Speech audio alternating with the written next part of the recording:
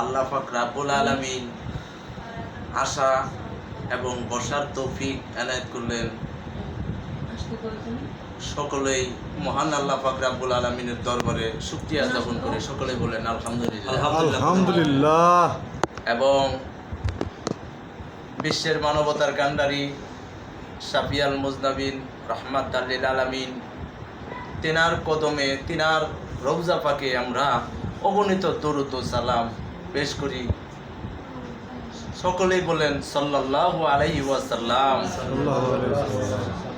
এবং কদম মুসি জানাই হযরত আলী কাররামাল্লাহু রাহমাতুল্লাহ আলাইহা এবং খাতুনে জান্নাত মা ফাতেমাতুজ জোহরা রাদিয়াল্লাহু আনহুমা, সাইয়েদনা ইমাম হাসান, সাইয়েদনা ইমাম হুসাইন, তেনাদের কদমে কদম মুসি জানাই বিশ্বের আনাচে কানাচে আল্লাহর মনোনীত বান্দা যারা ওলি গাউস কুতুব যারা যে জায়গায় দারুন বাগায় তাশরিফ নিয়েছেন, প্রত্যেকের কদমে আমার কদম মুসি এবং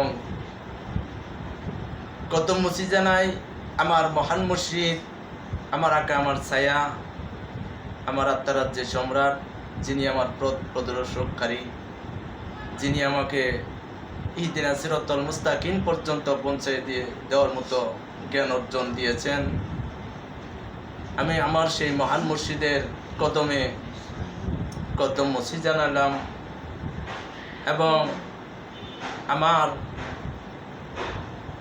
বাজান নূরকুটি পাক দরবার শরীফের শাহ ফজলুর রহমান বিশ্বাস বাজান আল চিস্তি আল নিজামি আল মাদানী বাজানের কদমে কদম মুসি। এবং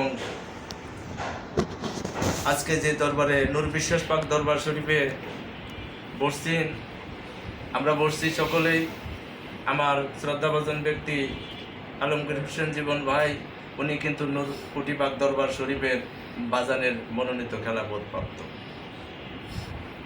আমার ভাইজানের প্রতি আমার সালাম, আমার ভাইজানের রোহানি সন্তান প্রত্যেকের প্রতি আমার সালাম, সকলেই আমার সালাম গ্রহণ করেন। আসসালামু আলাইকুম ওয়া রাহমাতুল্লাহি ওয়া বারাকাতুহু।